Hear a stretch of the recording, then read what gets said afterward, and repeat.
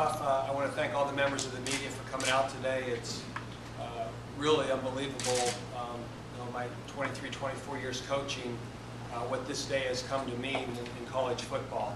And it's a very exciting day. This is kind of like Christmas for football coaches. And it's the culmination of a lot of hard work over really the past 18 months to 2 years by a lot of people who care about Bowling Green State University and our football program.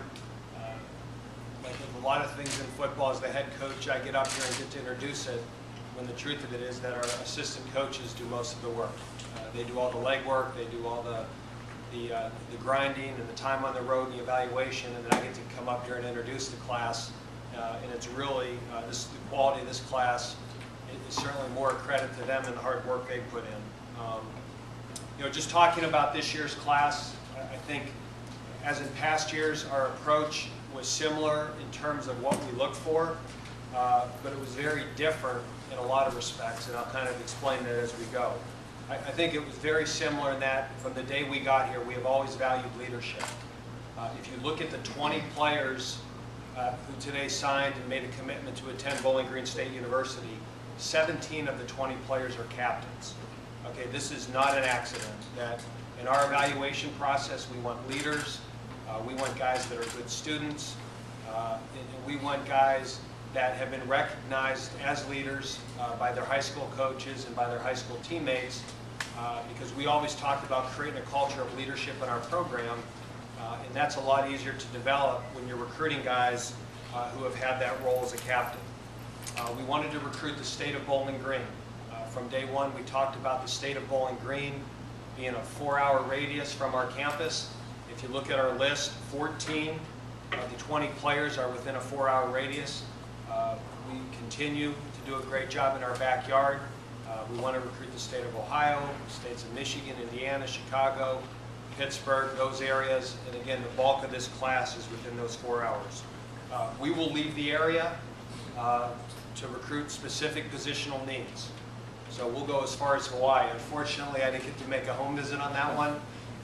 We were trying to get a little relief from a dead period that we couldn't get because we have such an excellent director of compliance in Mark Shuck. I even asked Mark if he'd want to come with me, and we keep it between the lines here. But so even whether it's a center from Hawaii, whether it's a receiver from California, a defensive tackle from Florida, to recruit a need that will go anywhere. And then finally, our philosophy has always been that we want to sign players who qualify. Everybody that we sign has either qualified or is projected to qualify. So a lot of times in this day and age, people will give you their list on February 1st, and that isn't necessarily the list of guys that shows up in August. So we don't sign guys that we know or think won't make it just to boost our recruiting rankings. We want our February list to be our August list and our September list. And so far in the 4 classes that we have signed, that has been the case. Okay, I think this year our approach was different. It's been well documented that we were coming off some APR issues. We were very low in scholarship numbers. In the last 3 years, we were able to sign the maximum amount of scholarships, 25. And even in doing that, we were never quite getting to 85. And for the first time since we've been here as a staff, we didn't have 25 to sign. So when you have a full class to sign, I think you're very concerned with filling the class and making sure you get enough players in the program just so you have guys that can line up. This year our goal number was right around 20. Fortunately, we hit that number exactly where we wanted it. And but I think this year we're a lot more selective. We didn't have to sign the maximum numbers. We were more selective. We were more patient. Because of that, we probably had to fight a lot more recruiting battles.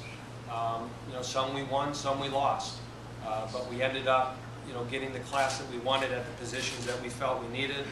And this class was to address current needs in the program for 2012, and also to address projected needs as we look at the players in our program who are becoming seniors and juniors, and make sure not only these are guys that can help us win in 2012, but are the next future Falcons that when our seniors and our juniors graduate, that it's not an empty cupboard.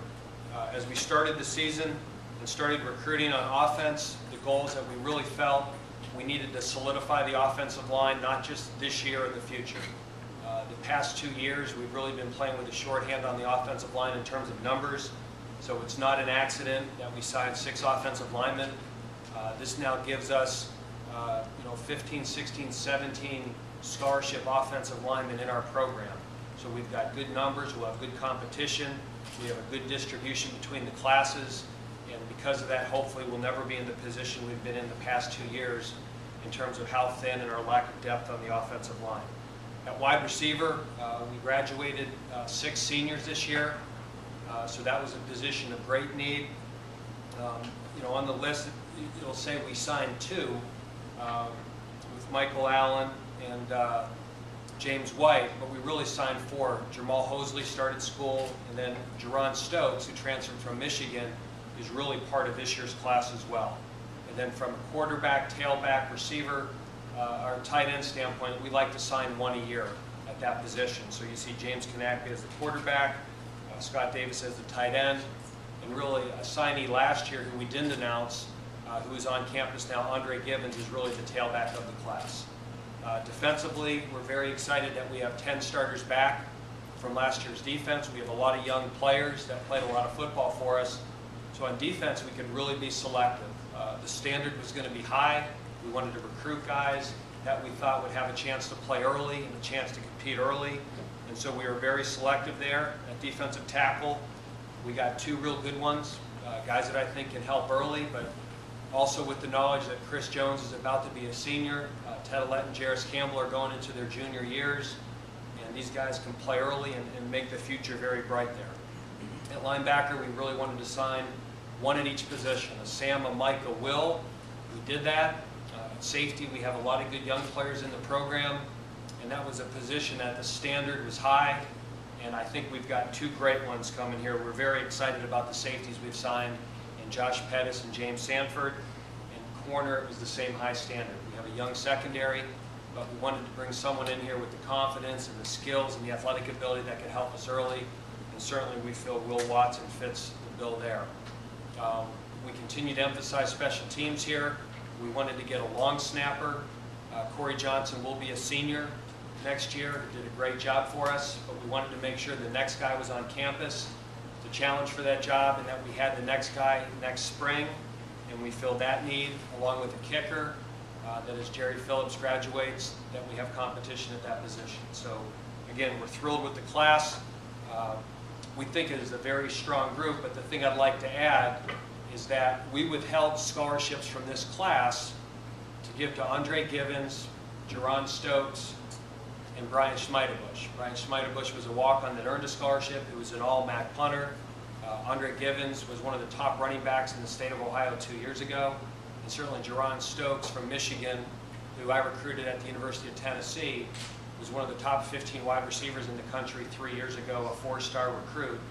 And so when I think you add those 3 players into the class, a strong class gets even stronger. There's so many people to thank in this process.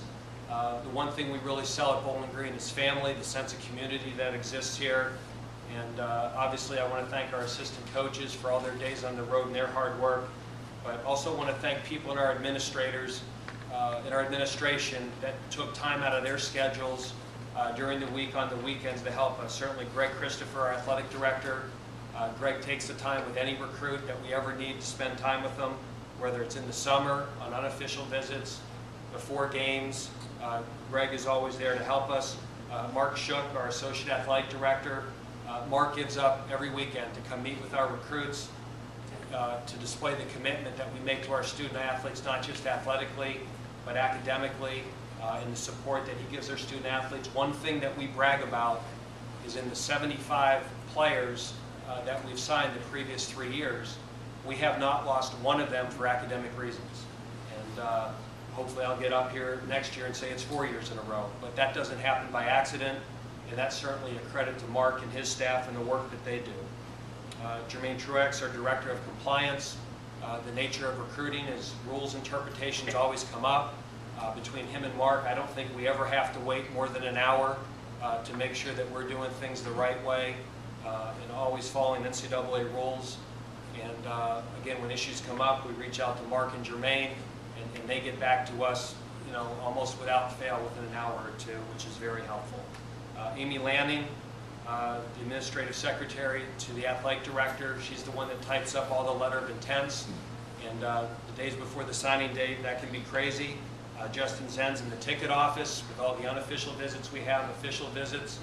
That usually goes flawless for us. Elizabeth Lemasters in financial aid has been a great asset to us. Nancy Eiler in housing.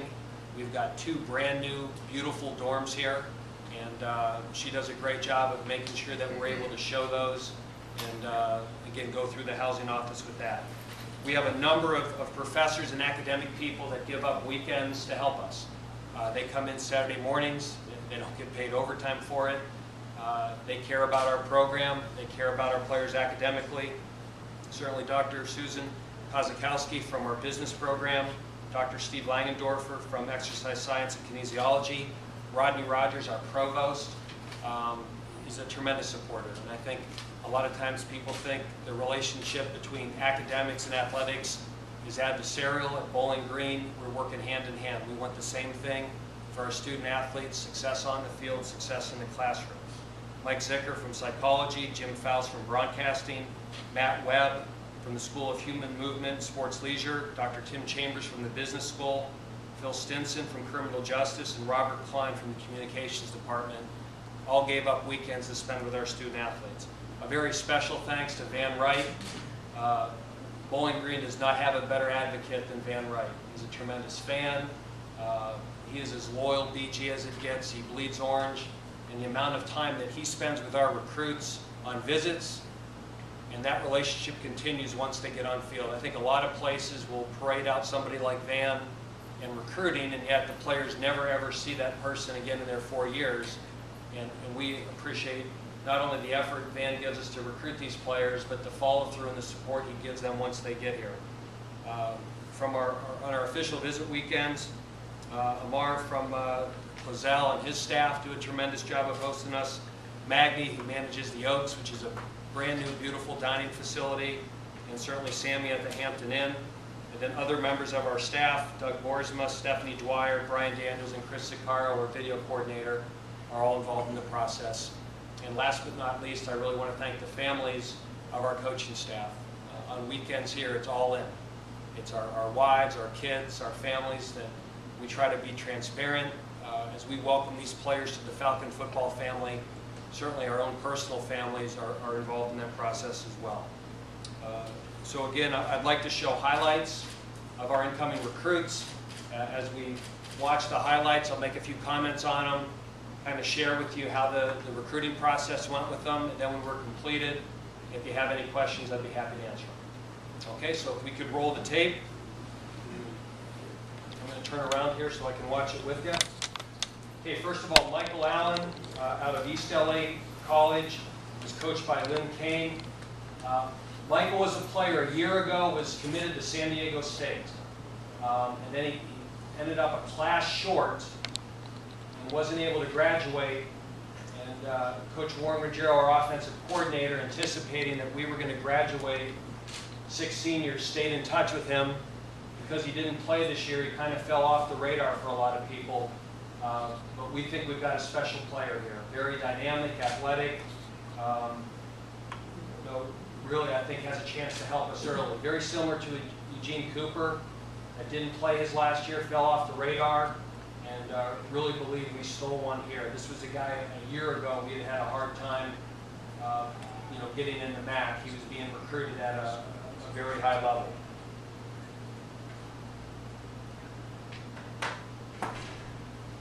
Okay, Michael is already enrolled, taking classes, and he'll be here in the spring. J.J. Began played at Seton LaSalle High School in Pittsburgh, coached by Greg Perry.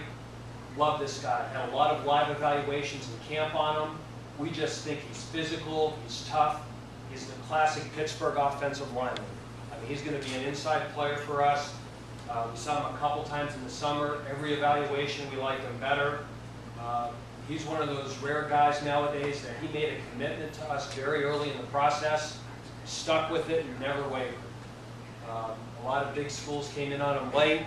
but he was 100% BG from the summer. Great parents, very supportive.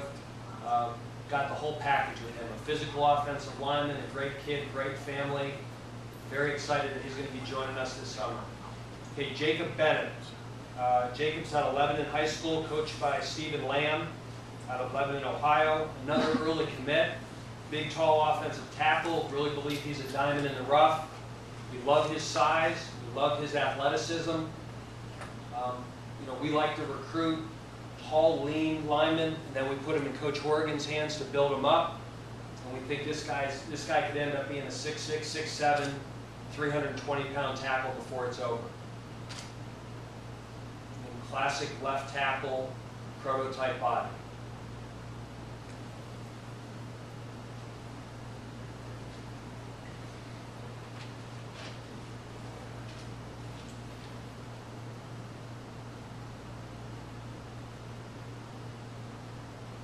Okay, next player, Coy Brown.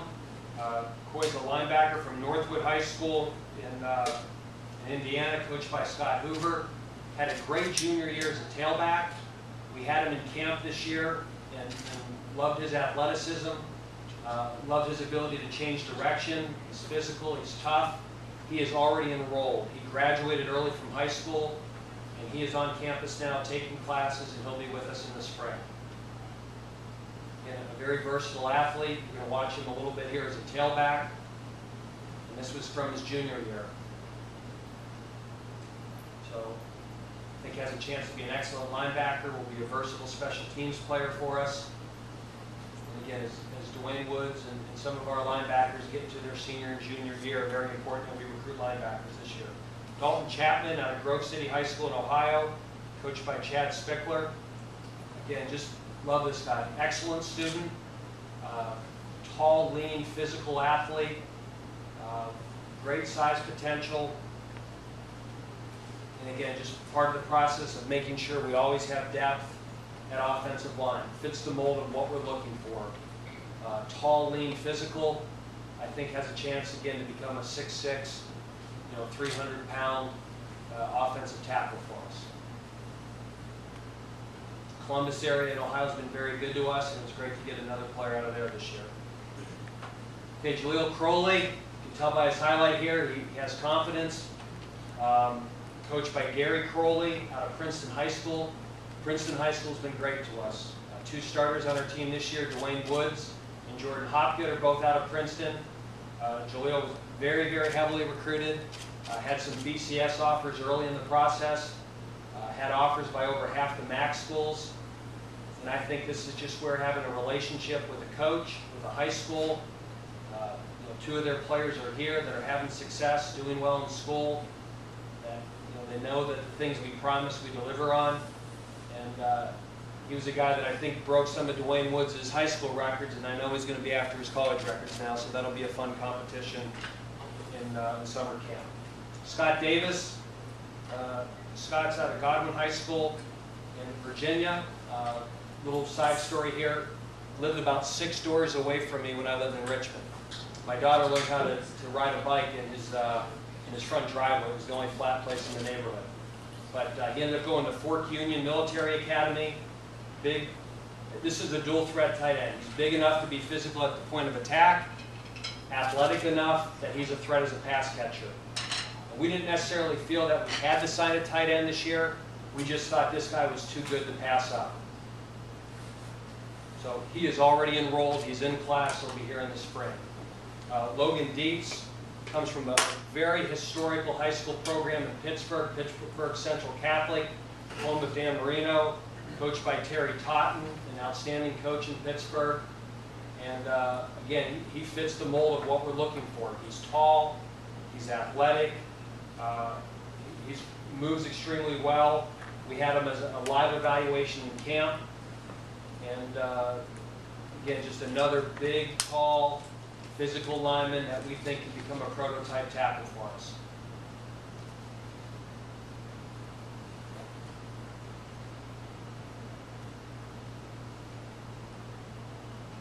He was in our summer camp and liked him there and continued to recruit him, and he committed about 2 months ago.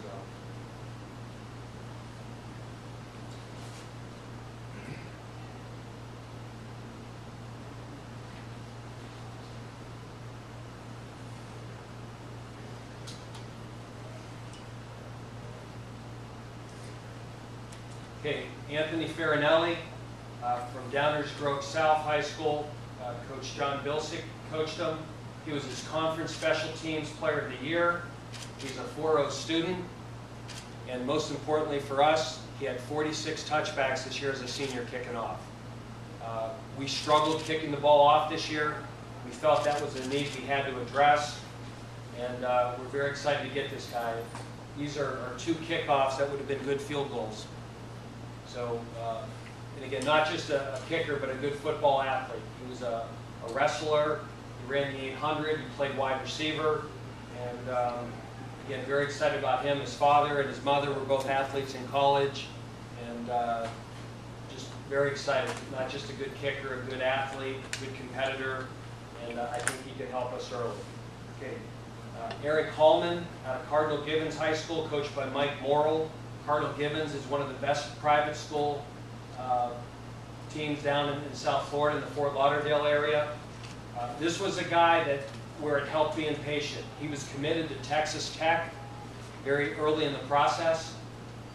At some point, he opened up his process, and because we were a little bit more patient this year, we were able to stay involved with a guy like this. And you know, he was a 4-year starter at a great program. Athletic, we think he can be an outside linebacker. He may grow into being a box linebacker for us. I think has a chance to be a really good special teams player, and also play early on special teams as an outside linebacker, and possibly could grow into playing an inside position. Talked about the long snapper position. You know, Greg Hohenstein was in our camp. He was the number 4 ranked long snapper in the Midwest, like Chris Rubio. Again, played at Wheaton Warrenville South, coached by Ron Mulchick. He was at our specialist camp. He had great times as a long snapper. He was by far the best long snapper in our camp. He became our #1 target back to last June. And he was the guy we wanted from the beginning. Like I said, with Corey Johnson going into his senior year, we wanted to have the next snapper here on campus. And very excited to get him. Comes from a great high school program, multiple state championships. Like I said, we'll go anywhere to get a good player. Okay, and this is David K. Cueva from Arizona Western Junior College, coached by Tom Mimic. And David comes from Hawaii. His first name is Chief in Hawaiian, so I don't try to pronounce his last name all the time. I just call him Chief. And strong, physical, excellent student. He was like a 3.8, 3.9 cum. We graduated 2 of our top 3 centers, in Ben Boydcheck and Scott Lewis. So this was a position that we wanted to get an older guy. We wanted to get a junior college player. His team played for the national championship in junior college, and this was just a guy we thought was too good to pass up. He's physical, he's smart, he can run, and I think he has a chance to help us early. James Kanapke, coached by Matt Lindsay in Bishop Loras High School in Indiana, Fort Wayne, Indiana. Again, had a live evaluation early. He was our first choice as a quarterback. He committed last June, last July, stuck with it. He is the only quarterback, and my assistant coaches have backed me up on this research. In the history of the state of Indiana, he is the only starting quarterback to win 3 consecutive state championships. So he's the starter as a sophomore, junior, senior. His team every year won the state championship. Broke school records, broke conference records, has a very live arm, athletic. And again, we want to recruit a quarterback a year. And this was our first choice early in the process, and very excited that he committed early. And again, stuck to his word, never wavered, even though other schools came in on him.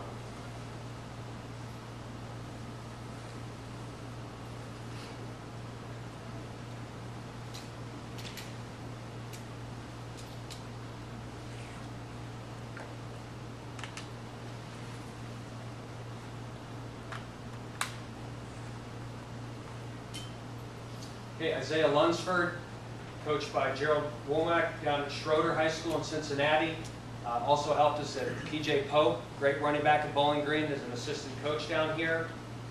He was at our traveling camp at Lakota West last year in Cincinnati. Fell in love with his work ethic, his size, his athleticism, We really wanted to get 2 big physical defensive tackles as we're starting to get older at that position. It's one of the few positions on defense that we're kind of going to be junior and senior heavy. And again, I think he's going to be a very good player, good work ethic, great size potential. And when you have a BG guy in the school that's with him every day and speaks of his work ethic, really felt good about him. Mike Mims. Mike's a guy that kind of appeared late for us. This is 2 years in a row that we've gotten a player out of Dwyer High School. Dwyer is one of the best programs down in Palm Beach County. Jack Daniels is the head coach. Last year we recruited Daryl Hunter out of there. And this is a guy, again, we love his size. He's ready-made. He's 300 pounds today. He is strong.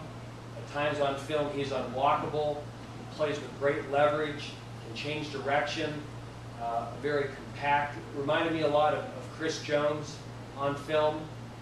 And again, that's a high standard to live up to, but I think this guy's going to do it. He's a guy we think can play early. Okay, Josh Pettis played at Southwestern High School up in Detroit, coached by Michael Dennis, and then College of DuPage. And this was a safety we thought was too good to pass up. Even though we're young at the position, we think this is a guy that can come in and have an early impact.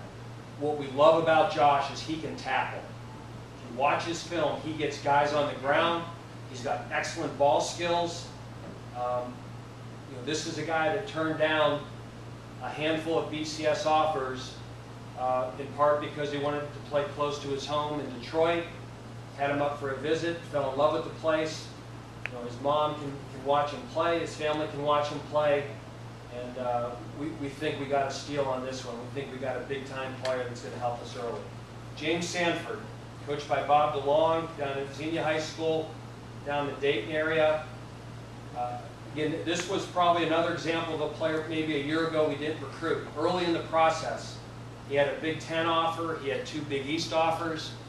As the process played out, he became, it was a battle with another MAC school, and it was a tough battle, but we were excited to win it. I think, again, a big-time player, hoop player, 3-sport guy. Liked him on film. He was at one of our traveling one-day camps, and just think he's a big-time player out of Ohio. Very lucky to get him. Again, I think he's a guy that has a chance to help us early. Could play a high safety for us, physical enough to play the rover position for us. When you watch him on film here, he also has very good ball skills.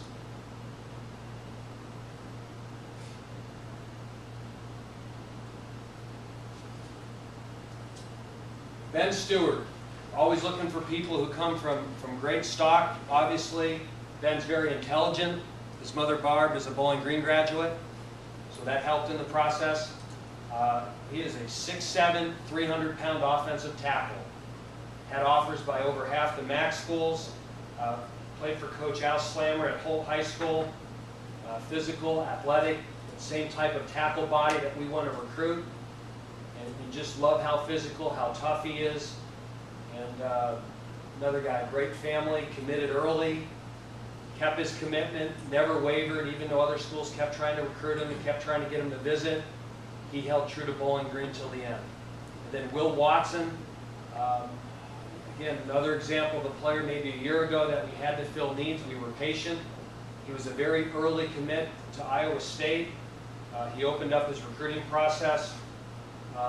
His team, Jefferson, which is one of the best programs in the Tampa area, coached by Jeremy Earl, Thomas Jefferson. They were state champs as a junior. This play here was the opening play of the senior season, opening kickoff. So he certainly got our attention with that play.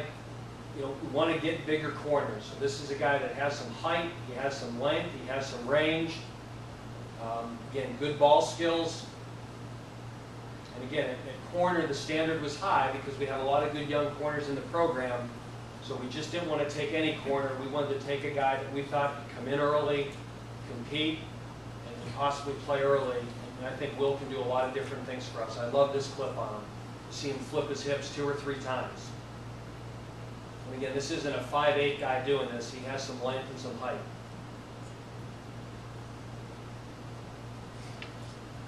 Also love that he'll come up and hit you. Finally, James White out of Crockett, up in Southfield, Michigan, coached by Roderick Oden. He was a guy that was at one of our one-day camps. He was at our 7-on-7 passing camp. Very versatile athlete. A lot of people recruited him as a safety. We liked him as a wide receiver. He's tall, he has range, again, good ball skills, and just one of those guys that's a very versatile football player. So obviously, with what we graduated at receiver, this position was a priority. He was a guy that committed to us early, stuck by his commitment, and always good when that fax comes through the fax machine on signing day. So again, that's our signing class for this year. And again, I think if you throw Schmeidebusch, Stokes, and Givens on that list, it's, like I said, a good class gets even better. So if you have any questions about the class, I'd be happy to answer them. Dave, you've talked about some of these kids having a chance to have an impact right away. Are there particular kids that you think will have an impact starting next season? Well, we tell every player in recruiting that we want them to come in with the mindset they're going to play. And by the same token, there's positions that maybe the depth is thinner, that guys have a chance earlier. I certainly think, Josh Pettis and James Sanford at safety. We play a 3-safety defense in our nickel packages and our dime packages. Sometimes we play 4 and 5 safeties.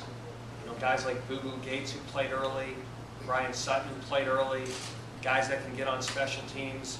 I'd be very surprised if Pettis and Sanford are not early contributors for us. Will Watson as a corner. I think he has all the athleticism, the size, he can cover people. I think the positions that the strength requirements are greater, sometimes are a little slower to develop. So I think, with all the offensive linemen we took, certainly there's a chance that 1 or 2 of them could get in the 2 deep and play. That's a position we'd like to redshirt people. But you never want to prejudge it. Last year at this point, I certainly didn't think a freshman tailback would come in and make a contribution, and Anton Samuel ends up being the Rookie of the Year in the MAC. And if you stayed healthy, would have rushed for 1,000 yards. Are there particular players that you thought, and I think you've also kind of addressed this, guys who are the special gets for this group? Well, like I said, this process played out a lot differently than the last 2 years. I think as a staff, we were very concerned with the lack of players in the program, just from a number standpoint, that we had to make sure that we recruited players and had people in positions. I think we're now at a point in the program that we have players, we've retained them, we haven't lost them, and we can be more selective and fight more battles. And so whether it's a player like Will Watson at one point who was committed to Iowa State, a player like Josh Pettis who had multiple BCS offers, a player like James Sanford that had multiple BCS offers, I think in the past we would have viewed those kids as maybe such long shots and we couldn't afford to miss at the position, that this year those are battles we fought, and in some cases won. In some cases, we didn't win every battle we fought, but we ended up exactly where we wanted to end up. And certainly the kicking position is another one that we feel very good with where we are at punter with Brian Schmeidebusch, feel very solid about our long snapping with Corey and Greg coming in, and we struggled last year kicking the football, so that was a position that we need to add competition. We've got Tyler Tate coming back, Steven Stein, I think had a solid year kicking extra points and short field goals, but we need a kicker to step up and kick the ball through the end zone on kickoffs, and we need to be able to attempt occasionally a 45-yard field goal. And I think between Tyler and the program, if he gets healthy, and signing Anthony, that we feel that will immediately address that problem. At the very least, we have competition at a critical position. You talked about Anthony. Is he a guy that coming in this next year, you see as a guy more so leads towards just strictly kickoffs? I'd love it if he or Tyler could win the kickoff job. One of those two have to win it. And when I say win it, I don't mean kick the ball to the 15-yard line. I mean win it by kicking the ball inside the 5 touchbacks. I mean, this guy had 46 touchbacks as a senior. Okay, we haven't, I don't think, had 4 touchbacks in the last 2 years. So it's a problem. You know, one of the things, it's hard to play good defense when teams are constantly getting the ball at the 40-yard line. And again, it's a problem that just wasn't going to go away. And again, between Tyler and Simon Anthony, that problem needs to get fixed. So we expect one of those two to win the job and win it being successful. And his track record last year and the evaluations that we got on him from people like Chris Saylor, who work with kickers for a living, was very positive feedback. So you know, one of those two need to win the job, and they need to do a great job for us. And certainly Adam Shire, our special teams coordinator, his evaluation is he's going to come in and be a great one, and I completely trust Adam. Bullets on you, Coach. Coach, looking more at where you've recruited players from, does it ever become a concern if there might be one area that's not represented on your recruiting list? Yeah, I mean, we certainly talk as a staff. I think, you know, we've held the form that we're within that 4-hour radius. That hasn't changed. You know, last year I was very concerned that we didn't get players out of the Dayton-Cincinnati area. And this year we got 4 players from that area. You know, James Sanford, Jacob Bennett, Jaleel Crowley, and Isaiah Lunsford.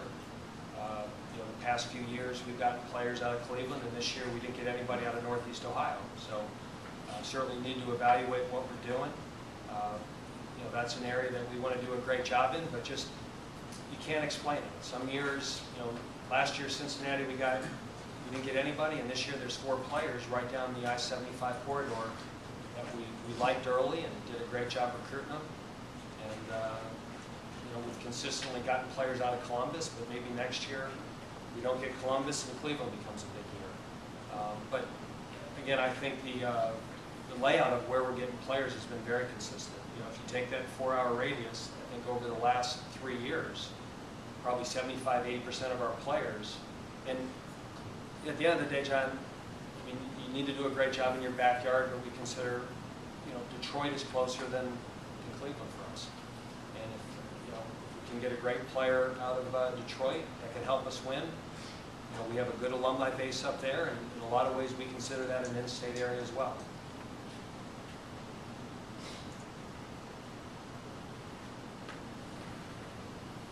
Coach, did a relationship that you had with Scott Davis, did that factor in his decision to come here, do you think?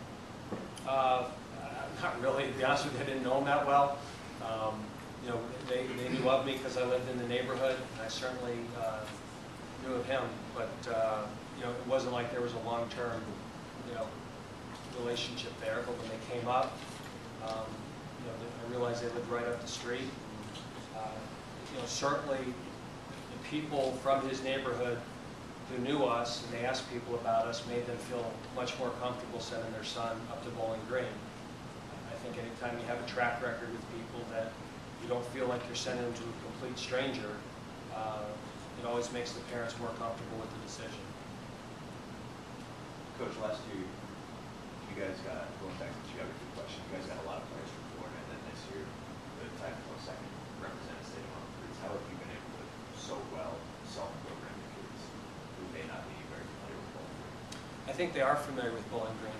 I think being on national television as often as we are, that exposure when you go down there, they've seen us on TV. Certainly Bowling Green has a history of recruiting well in Florida, going back to Omar Jacobs. But you know, Coach Nick Monroe and Mike Elko recruit Florida for us. Last year, Nick did a great job of pulling a bunch of guys out of South Florida, and a lot of those players know each other from the camps. So this year, when we went down there, again, the class wasn't as big. To me, we filled a lot of our needs locally, so we didn't have to take as many players from Florida.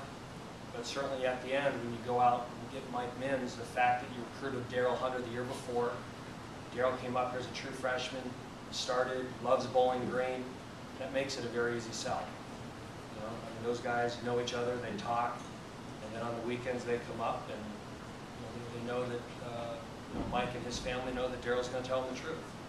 That you know, what we sell in recruiting, we deliver through the process of being a student athlete here, and I think that credibility is really important. then in regards to the quarterback, does having Trent transfer have anything to do with, or let me rephrase, does it have more so importance to develop after this year with guys like Johnson and Stokes behind Matt Schultz, where you can afford to bide your time with them? Well, I think quarterback is always a position that transfers are going to happen. And I think with Trent, it was going to be a one-year window, and he wanted more than that. And I think now we've got a little bit of a better sell. We still only have 3 quarterbacks on scholarship, and certainly it's going to be a competitive position.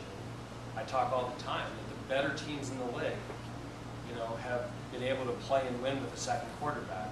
Whether it's Northern Illinois in the bowl game or other teams, Miami a year ago, you need to have more than one, especially in this conference. So certainly Matt Schultz is going into his junior year, but we're very excited about Matt Johnson and his development. And we think James Kanapke has an opportunity to be a great quarterback as well. So you can't have enough good ones at that position. And really, we're light. I think most Division I programs, can have upwards of 5, 6 quarterbacks on scholarship, and right now we only have 3. So there will be repetitions and a chance to compete. With recruiting a junior college center, you're hopefully that he can come in and play right away, and that way you can still use Chip and guard? We're going to let him come in and compete. And that was a position 2 years ago. We had a ton of injuries, and the results spoke for themselves. Last year, we really were only 6 deep, and we were hanging on by a thread. And I just think we've talked as a staff that we want to make sure that we always have at least 8 or 9 playable players. And you want competition at the position. And we graduated Ben, we graduated Scott. We weren't just going to take an average player, but you have a guy that's an All-American, played for a national championship, he's a 3/8 student, and he can run and move, and he's as physical as he is. I just have a hard time not seeing him getting in the mix somewhere. So he was one of those players that we didn't necessarily go into it saying you have to get a junior college center, but we were looking at a receiver at Arizona Western. In the process of looking at the receiver, we saw him, watched his film, and just said, this guy is too good not to take. And it was one of those crazy recruiting stories that, he had missed a flight to another school, so we quickly got him up, and he fell in love with the place. And, I just think that's a compliment to Bowling Green that, we can attract players and students from all over the country and all over the world. And here's a guy from Hawaii, the Big Island, and absolutely fell in love with Bowling Green. He's here now, and we're very excited about him. Anything else for Coach? All right, thank you.